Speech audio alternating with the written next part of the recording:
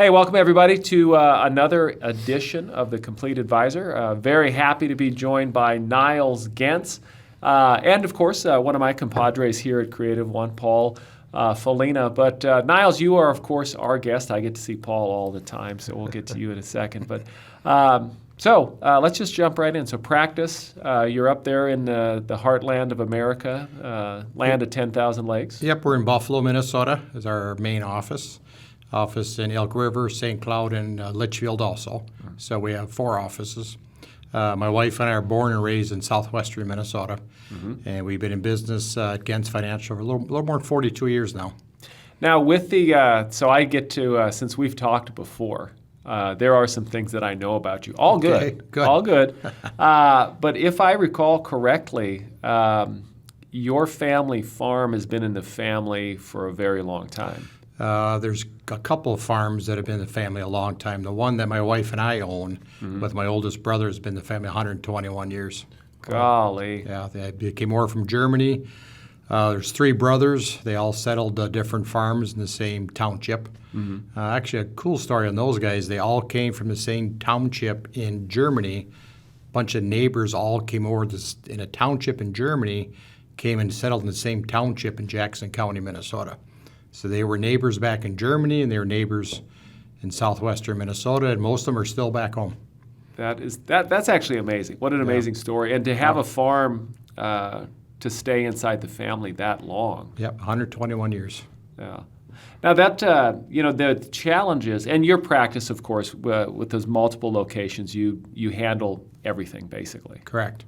And one of the things that I would like to circle back around to, we'll put a little asterisk by it, is, of course, the challenge of managing multiple offices like that, because that's not, it's one thing to run one office, but to run multiple. You have to have good staff. Yeah. And we have good staff. Most of our staff has been with me more than 10 years. So, my assistant Denise has been with me 17 years. She kind of is in charge of everything. And my daughter Natalie works with me. She's been with me 13 years. My oldest son, Nyles Jr., 13 years. Roger Strachey, who runs the Elk River office, like 12 or 13 years. Monica is kind of the newbie of the bunch. She runs the Litchfield office. She's been with us 4 years. But her parents were clients of ours 25 years before that. So I actually met Monica when I was handling her parents' estate after they passed away. So that's how I met Monica, and that's how Monica came on board. That's why we opened the Litchfield office. Oh, that's fantastic. Yeah. That's that is always one, working with family. In my background, I've worked with family, and I think I'm honestly the opposite side, where it didn't work out that great because you hear that with families where it works great, doesn't work great. So I'm always in awe when it works great, which is interesting because you work with your brother. That's correct. So that's fascinating. Successfully, because he's a great guy. Not that my brothers aren't great guys. We just not the same room. Yeah, it can go one way or the other, right? It's the whole brother thing where you can be best friends and then potentially butt heads at times too. But yeah, Tonio and I have been working together for almost 9 years now. And there are definitely some trust factors that you feel a lot more confident about, and just always being on the same wavelength and all that. So there are some challenges, but I think we got all of our fighting out of the way when we were younger. There you go. Yeah. There you go. Well, we've got Paul in here because there's an area of your practice that I'm curious to talk about, and that is, and it really relates to family farms. And I know that there is those specific challenges of, one, passing those farms on down to another generation, but then also I think a lot of my impression, because I come from family farms on my mom's side, but we didn't own a farm, but I do know that there's the situations where you have land and then the appreciation of land, and then deciding, maybe the next generation continues it on, or sadly, no one's there to take it on, or no one wants to take it on. So then what do you do with that land, that asset that has really become a big asset? Well, working with farmers, I started in this business 42 years ago in Pipestone, Minnesota, which is in southwestern Minnesota. The vast majority of our clients were farmers, or are farmers down that area. So the challenge is, if you have a husband and wife own the family farm, they're getting up there in age. They maybe have a son or a daughter who stayed on the farm and worked with them all these years, but the other 2 or 3 or 4 kids went to the cities, so to speak, and the mom and dad now want to retire. The one that's been there all that time working with them, maybe some years with no pay or very little pay, Yep. a lot of sweat equity, putting up with dad, for lack of a better word. And now what is that worth? And how are you going to be fair about dividing up the estate in the event when mom and dad pass away? Because that's going to happen. They are going to pass away. We just don't know when. I've seen a lot of hard feelings that wasn't done properly. One issue, working with farmers that are somewhat tight-lipped, even inside the family unit. They don't want the kids to know what their plans are, or are too afraid to bring it up to the kids what their plans are. And some kids are too afraid to ask what mom and dad are going to do. So it's a challenge. You sit down, you big numbers. Farming's a big business. Yep. It's much bigger than most people even realize. The price of land in Minnesota is 7, 8, 9, 10,000 plus an acre. Wow. And you're sitting on millions of dollars worth of equipment. You're looking at a combine, $500,000-$600,000. One tractor, 4-wheel drive tractors, $500,000. You're sitting maybe on 1 million bushels of grain in the bins. How you can divide this all up when the time comes? You want to be fair, but how are you going to be fair? And a lot of people, a lot of farmers, even business owners, just don't do anything. And they let the kids figure it out when the time comes. And then you throw in when I was in private practice, not only do you have whatever the dynamic is amongst the kids, Right. and like you said, there's the one that stayed and wants to keep the farm, and everyone else went to the city. And of course, being from North Dakota, when you said cities, naturally you're talking Minneapolis, St. Paul, because that's where we all wanted to move to. Right. But being able to fund that, but then also you've got the dynamic amongst the siblings, but then you throw in spouses. Spouses can be a challenge to work Yeah. with because they have their own agenda potentially. Over the years, I've seen more issues brought up by the in-laws. The in-laws can turn into outlaws very quickly. And I've seen farms blow apart because the outlaws wanted something Yeah. and it wasn't possible. They said, well, let's sell the whole thing. Yep.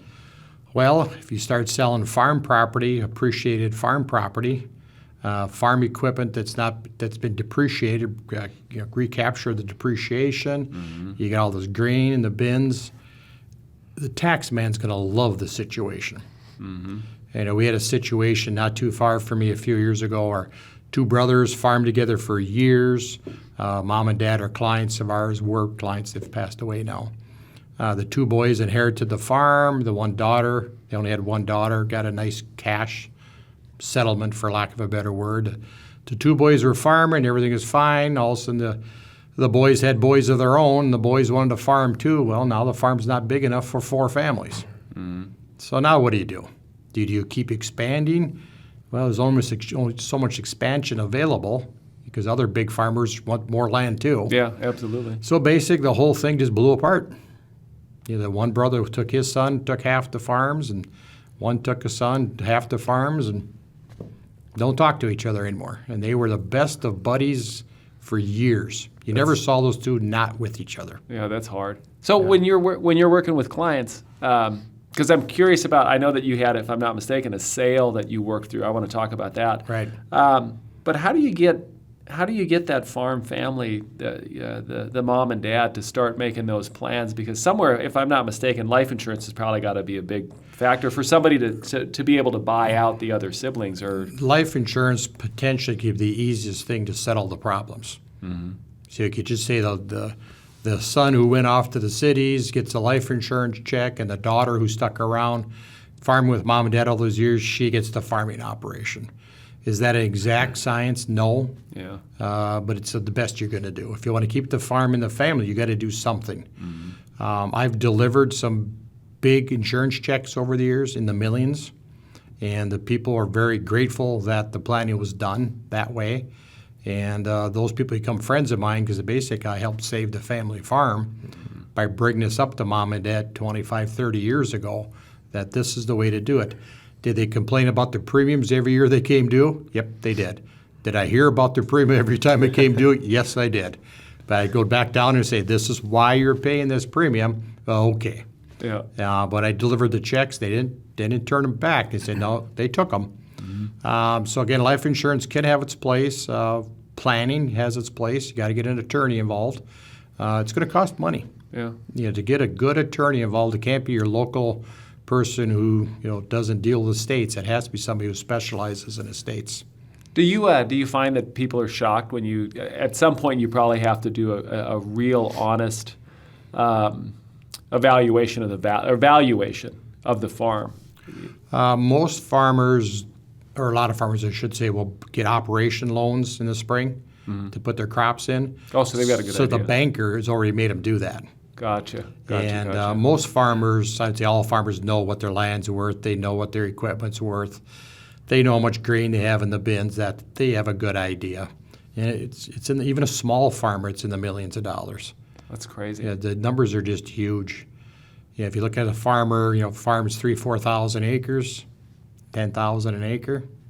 Do the math. That's just the dirt. That's just the land. Well, how about the green or red equipment to run that land? Oh, So it's just the numbers are just through the roof. So let's talk through a scenario where so there's the one side of keeping that farm in the family, keeping the business in the family, but then the situation where somebody's looking to sell, to leave. And you worked one recently, didn't you? Well, I actually worked one personally. My wife and I bought a family farm about 12, 13 years ago, something like that. For a very low cost, because farm ground back then wasn't as valued as high as it is now. And we had an opportunity to sell it last November, a year ago, for more than triple what we paid for it. Golly. We did sign the papers, the purchase agreement. We did do the closing on it. Or obviously met with my CPA prior to that, what my tax bill was going to be. And our tax bill was more than what we paid for that farm when we bought it. Wow. Just our tax bill. That is. If I would have known of a program back then versus what we did, I could have spread those taxes out over 10, 15 years versus, now the big check like that, the IRS doesn't have you take a check. They actually take it out of your account. You fill out a form, and then it just comes right out of your account. There's no check involved. I don't like paying taxes as much as the next person. Sure. But I know taxes have to be paid. Yep. But I'd rather spread them out over 10, 15, 20 years instead of one time out of my account. Yeah. So now, Paul, this is where we get to pull you in here. I'm going to roll the sleeves up. We're going to get serious. Uh-oh. But now there are some different options when it comes to a structured sale. And why don't you, because we don't want to get down into the weeds here, but tell us a little bit about 10,000 feet. What kind of option would be in a scenario like that? Maybe something that would be different than just letting the IRS ding you in one shot. Yeah, it's a great question. There are a number of routes that you can go, and as Nyles mentioned, it's a big pain point for people that I think really what it comes down to is they just are not aware what some of those other options are. So many of them are just accustomed to, if they are selling the property or the land, they're going to just take that in a lump sum, do what they do, and then carry on from there.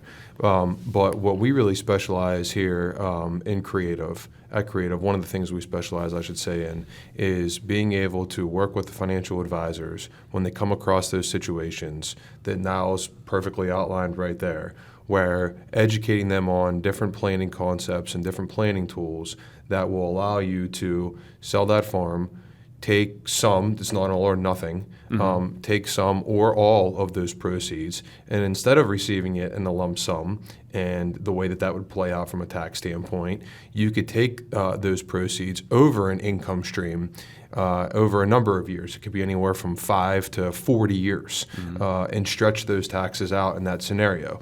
Now, the biggest hurdle with a situation like that is I love the tax benefits that I'm getting from potentially stretching it out, but what is my growth opportunity on that money while that's happening?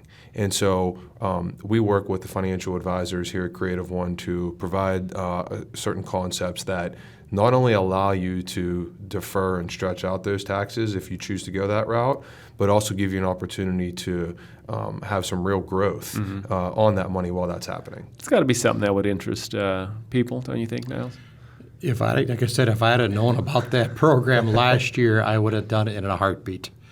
But again, you can't change the history, you can't change the past. Yeah. But I would think there's a fair amount of people out there that say, yeah, I don't want to pay that big tax bill up front.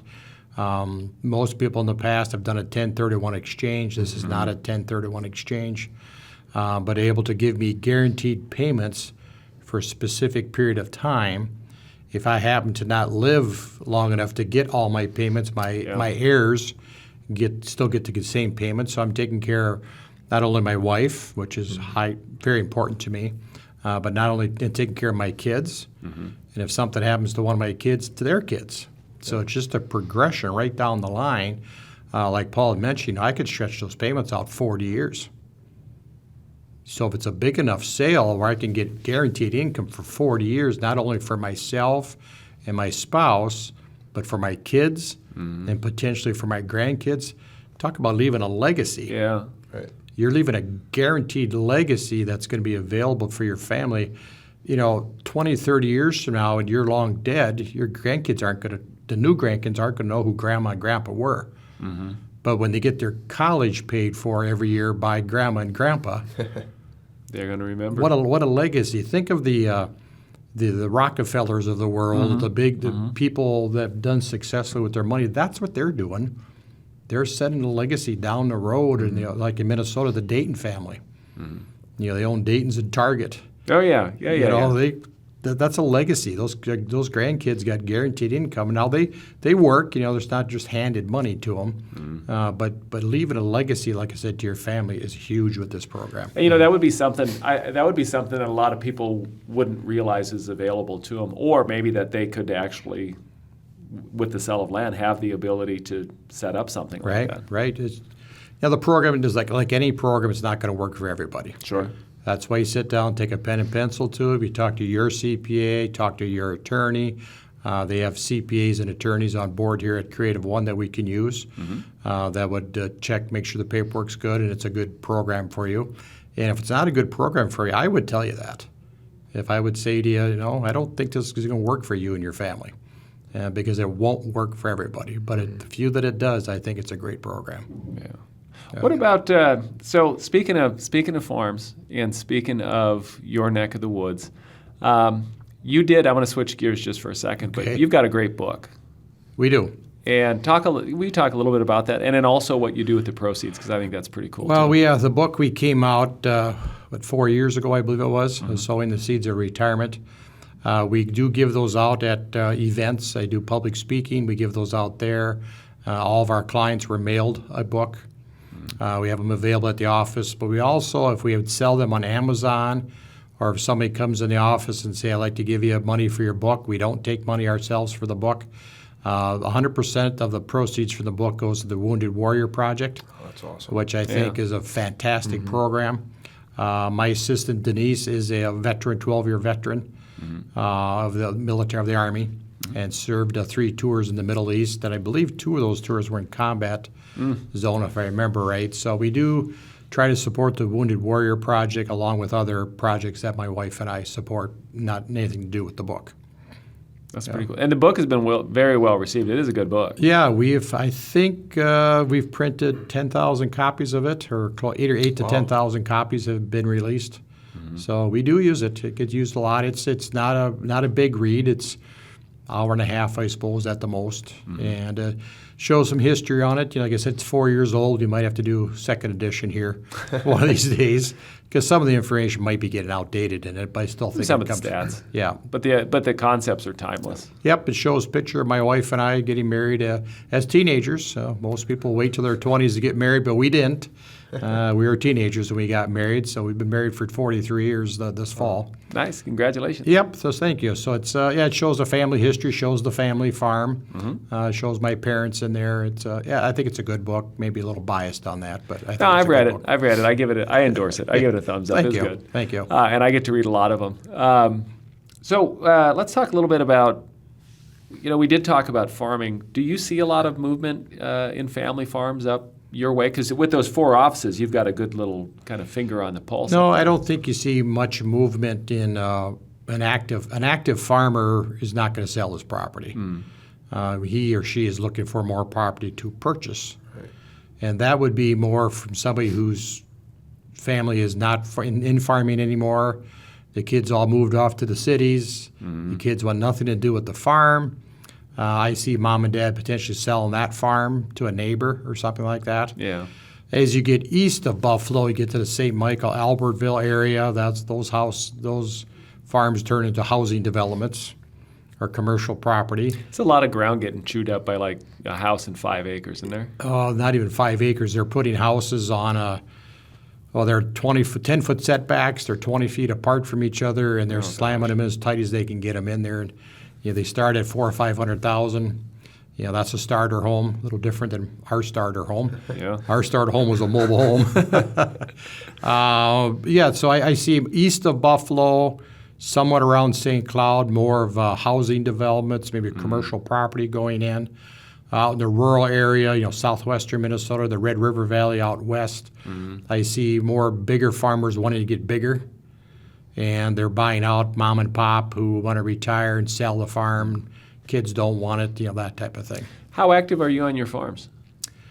Because you've got a thriving practice. We do. I get down to the farm not as often as I want to, because it seems like when I go to the farm, all I do is work.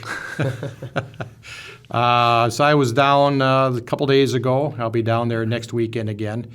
We do have a cousin of ours. He's actually a third cousin. So our great-grandparents were brothers, our brother-sister. And so he farms it along with his son. He farms our farm. And then my Uncle Milford has 5 farms. He farms those. Then he farms, 3,000 acres besides. So, nowadays with the big equipment, you think, well, 3,000 acres, that's a lot of work. It is a lot of work, but it's quick with that big equipment. Yeah. What kept you, I'm trying to think of, I should know this, but what took you the route into financial services versus working the land? When I graduated from high school, I went to a community college for agriculture banking. Before I went to college, my dad, we were living on the farm. My dad did not farm our farm. He owned a Skelly gas station. So his brother, my Uncle Milford, farmed our farms. So when night I graduated from high school, my dad pulled me off to the side. You going to college this fall? Yep. You going to play football? Yep. You're not coming back to farm. I'm not? Nope, you're not. Because back then it was 1979. Inflation was rampant. Interest rates were double digit. The farm economy was in the tank. Dad wasn't making any money on the farm. Uncle Milford, nobody was making money farming back then. So you had to come back on board, with no opportunity. And I do have some classmates of mine that their dads were pretty big farmers back then. Basically, they stuck it out, and they turned out to be big farmers. Yeah. But my dad basically told me, you're off the farm, and you're not coming back to farm. Yeah. So those times, the late 70s, it's funny that we have so much history repeating itself where we have inflation, right. We have, for a little while what was going on with gas or wherever we're going with energy, and interest rates starting to trickle up. It's back to the future, if you will. Yeah, I remember the times that we're in now are very similar to when I started in this business. When I started this business, Jimmy Carter was president. Interest rates were double digits. Our first house was 12% interest. That's amazing. Now, granted, it was a $35,000 house. All relative, though. All relative. Yeah. That house now, last time I looked it out, looked at like $250,000 in Pipestone, Minnesota. It's the same house. So our house payment was $300 a month. Now that same house is going to be $2,000 a month or whatever, probably whatever it is. So we've seen one advantage I have of being in this business so long. I've seen these cycles before, and I don't get upset about what's happening. I'm watching and I'm concerned about it, but people basically have to watch their debt ratio. I'm not a big fan of debt. Debt is a 4-letter word for one reason. Yep. It's a bad thing. So I encourage our clients, even the younger people, work on your debt even before you put money away for retirement. That's got to be something different that you're seeing through your years of practice. Right. When somebody comes into the office, I bet that number's got to be percentage-wise of their portfolio, or however we look at that. That's got to be bigger than it was 10, 15, 20, 30 years ago. The vast majority of our new clients are in their 50s. If they've not already heard me on our radio show up in St. Cloud, or they've heard about me, they know when they come in that they know I don't like debt. Yeah. They know that probably before I even sit down with them. So if they have debt, I'll help them figure out a plan to get rid of that debt prior to actually retiring. Now, again, the new way of thinking for some people, carry as much debt as you can in retirement and invest the difference. And how's that working right now, do you think? Yeah. Our most successful clients are not the multimillionaires. It's the ones that have a steady source of income coming in. They don't have any debt.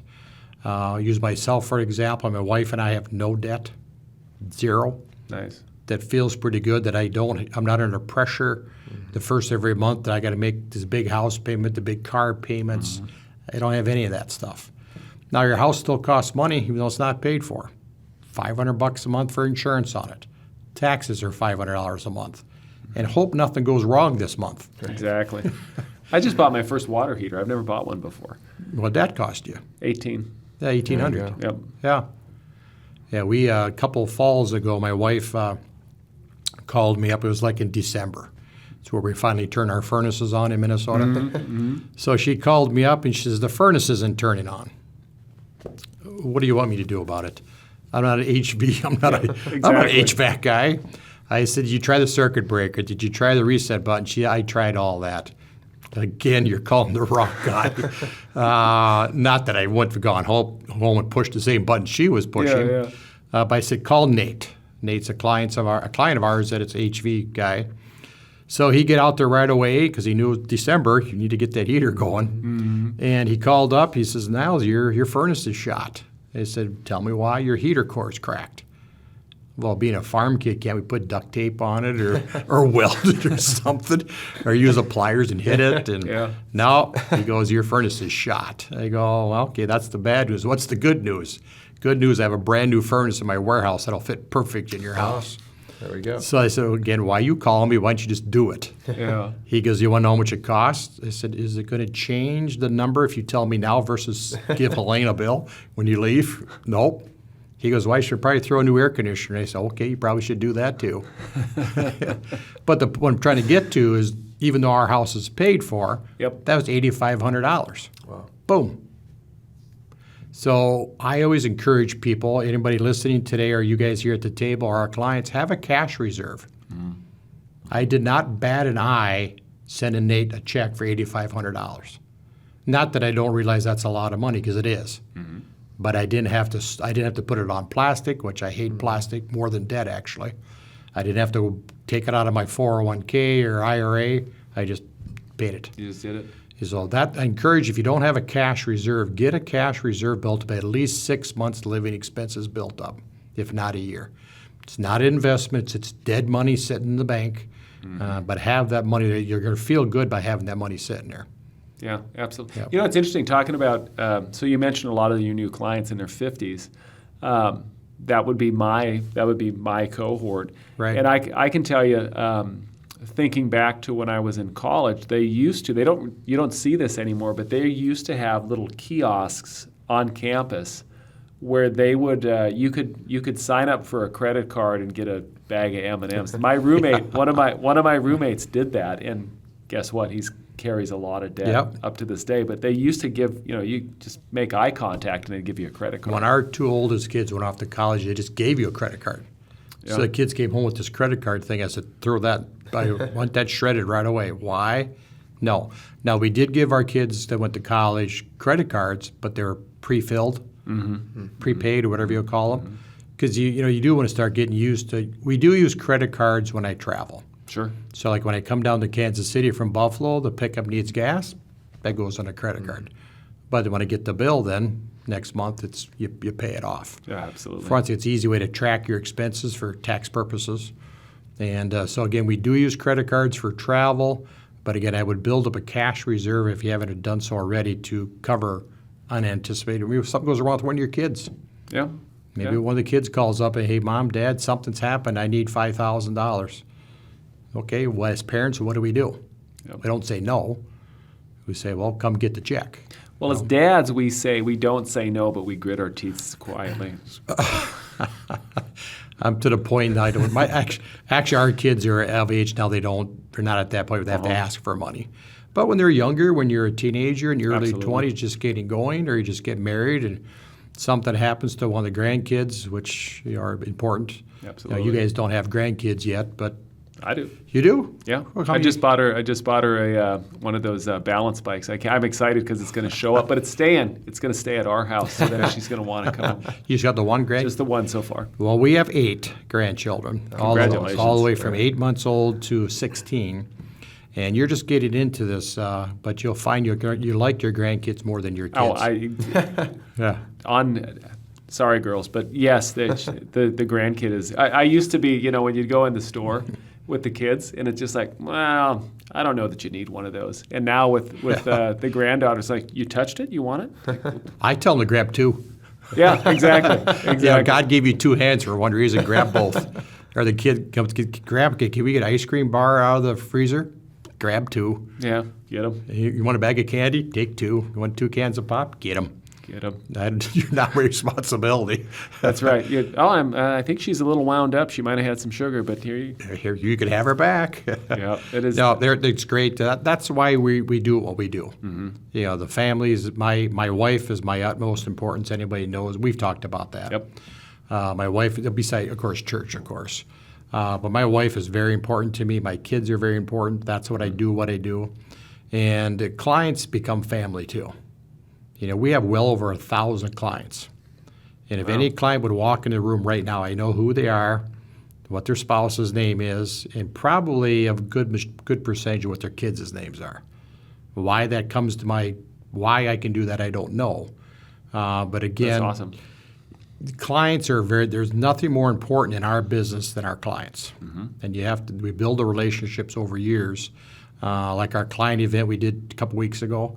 Oh, yeah. What'd you guys do? We had 400 clients. Wow. In one room. Just think about 400 of your best friends. Incredible.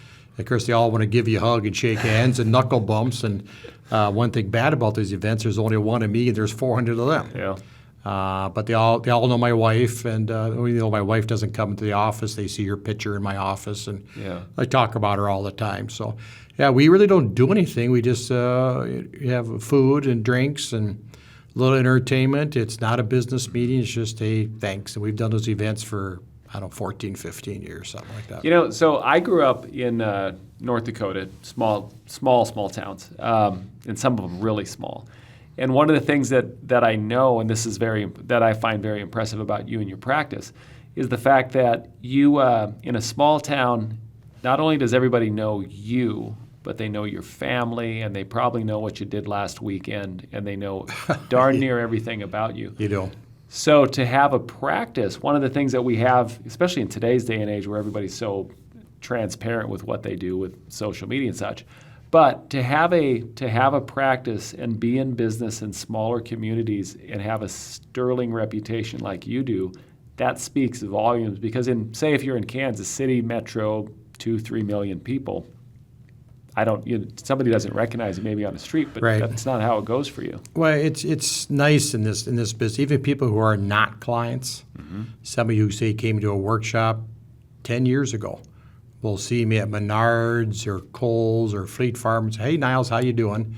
Now, those people, I will admit, I don't remember them. Sure. I might say, your face looks familiar. Nyles, you remember me? Well, kind of, but that's kind of cool in this business. Or somebody listens to our radio show, and I'll go to a store somewhere, and they'll recognize me because of my voice. Oh, you're Nyles.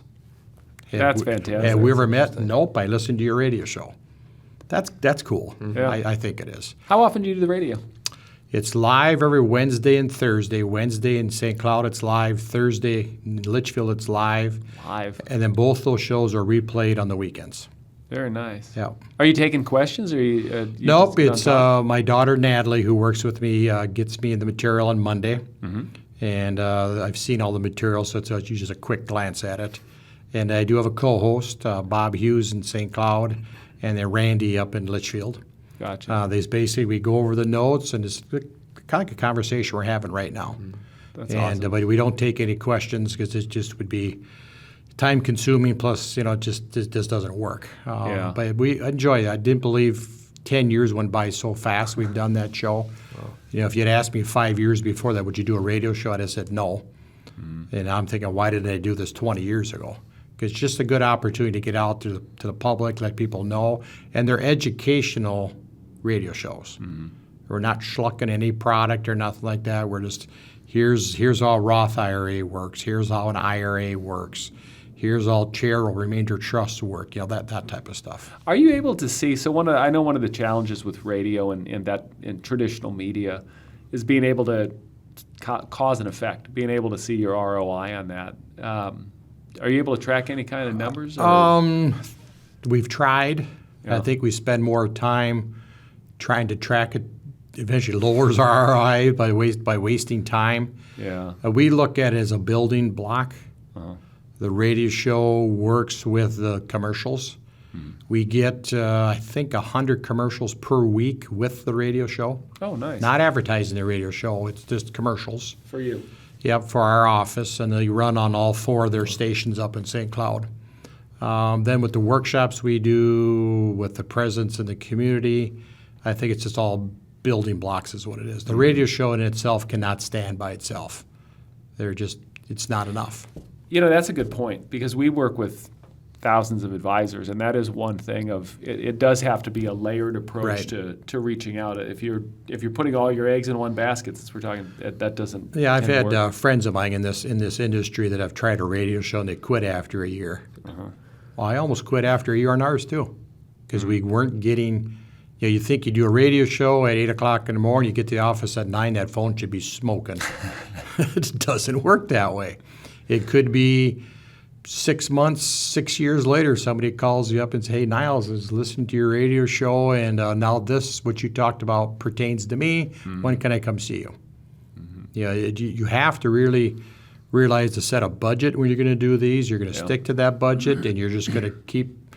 It helps to be a stubborn German, by the way, that you're going to make it work no matter what. Yeah. And I don't foresee myself ever quitting the radio show. It's probably fun. I would say it would. It sounds like it'd be a lot of fun. Yeah, Bob Hughes, my co-host in St. Cloud, we met the first time as we were going on air, the first show, and we're like brothers that like each other. We're about the same age, and we've had family. His wife passed away here last year. My wife's had health issues. We got a guy talked off air with each other, helping each other on stuff, and same thing with Randy at the Litchfield radio station. You get to be friends with these guys too, because you're talking off air and that type of stuff. But yeah, I don't foresee myself even after I retire, which is many years down the road, of quitting the radio show. So what are as you look and put on your Punxsutawney Phil hat for just a second. Okay. I just like saying Punxsutawney. It's a great word. I can't even say that word. But as you look, with the show and with the topics that you're picking and in what you're seeing with all your clients, what do you see as some key issues coming up in the next 5-10 years? Well, the biggest thing people have been talking about, and I talked about it well over a year ago, was inflation. Most people didn't realize we had inflation until the news media started telling people, hey, there's inflation. Yeah. There's also shrinkflation. Most people don't know what that is. Expound. Yep. You go to the grocery store. package is smaller, there's less stuff in it, and the price is the same. I don't do grocery shopping, not that I don't want to, but my wife enjoys doing it. So I noticed probably a year ago that when she would get groceries home, we bought the same price or maybe a little bit more, but the packaging looked smaller. What was in the package wasn't as much. So instead of buying one package, she was buying two. Well, my math tells me your groceries just doubled if you're doing that. Yeah. So I'm concerned, especially this younger generation we have out there. You and I have experienced inflation before. We had it when we got married. Okay, but the cost of goods is huge. Even though interest rates on a new house is 5%, I'd have loved to have 5% interest on our first new house. Oh yeah, you were at 12. Yeah, 12. So it's all relative, and again, it goes back to that four-letter word, debt. Yep. I can't encourage enough people out there. It amazes me, these people out there that will pull up in a brand new, and I have nice vehicles too, don't get me wrong, but they'll pull up in a nice new, brand new vehicle, and I know what these things cost. And I'll kind of off the, what's your payment? $1,200-$1,400 a month? It's crazy. For a car? Are you kidding me? I remember when my dad would tell me, you don't want to take, if you can get your payments over 48 months, that's what you want. Get it done quicker. And then I've just, and I have a nice car too, but I've noticed that you see them offering first, then it was 60 months, and then 72, Yep. and now when you look, you can see that they'll do car payments. They just want you in that car, but they'll offer way out. It's crazy. Paying for a car for 6 years, you're not going to own that car in 6 years. Yep. And then you have to buy special insurance to where you owe more on the car than what's worth. Well, of course, that's not happening now with used cars. The prices are way high. Yeah. So I see, and I'm not a pessimist at all by nature, but people need to cool it when it comes to how they're spending their money. I preach at my kids all the time where they probably get tired of it. But I said, you got to pay yourself first, but you also got to get that debt down. Now, we all have debt. I had house payments too. I've had car payments too. Not anymore, but I've had payments. So actually, I do have a car payment now. I put money aside every month or every quarter, knowing that when I trade Helene's vehicle in every 2 or 3 years, I get that account there is the new vehicle. You prepaid. Yeah, same thing I do with my pickup and then my work vehicle, same thing. I have money set aside that when the vehicle is time to replace, it's paid for. Yeah. Yeah. And again, somebody 20 years old is not going to work for you. Somebody's 30 years old with freshly married, brand new kids, that's not going to work. But you want to get to that point in your life. Want to work towards it? Again, like I said, our most successful clients are not the richest people. It's the people with the least amount of debt that are the happiest. So inflation, shrinkflation, cryptocurrency. What else do you see? We're not involved in crypto, thankfully. I had to say it at least once a podcast. Political conversations come up in the office quite often. People probably can guess what side of the fence I'm on, if you want to guess, as a business owner. People are worried about the political environment, not only nationally, but in the state of Minnesota, for example. Where are we headed, down there? What kind of laws are they going to come up with? What kind of taxation are we going to have down the road? We are currently in the lowest federal tax brackets we've ever seen in our lives, which is going to sunset, 2025 or something like that? Right, yeah. So I'm concerned about, are we going to go to a Switzerland-type tax environment? This debt that we have, $25 trillion or whatever the number, that's the number they're telling us. Is it double that? That's a great point. Yeah. Probably double that. What's funny is that goes right into what you tell your clients. Yeah. Pay that debt to get debt down. Well, in the state of Minnesota, where I'm from, it's against the state's constitution to have debt. You have to have a balanced budget. That's the constitution in the state of Minnesota. They cannot go in the red. Could be something we could, it'd be a tough one to put in place nationally. Well, if we had done it, I wasn't a fan, but if we'd have done that when Bill Clinton was president, we were in the black. Yeah. If they would have started it back then, not talking politics. Yeah. I think all the politicians are politicians, I guess. That they are. So what's next for Nyles Gentz then?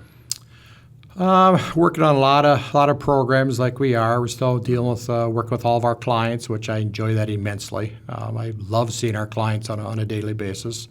Work with Paul here with some new programs here at Creative. I'm really excited about that. Yeah. And thanks for bringing me on board Absolutely. with that program.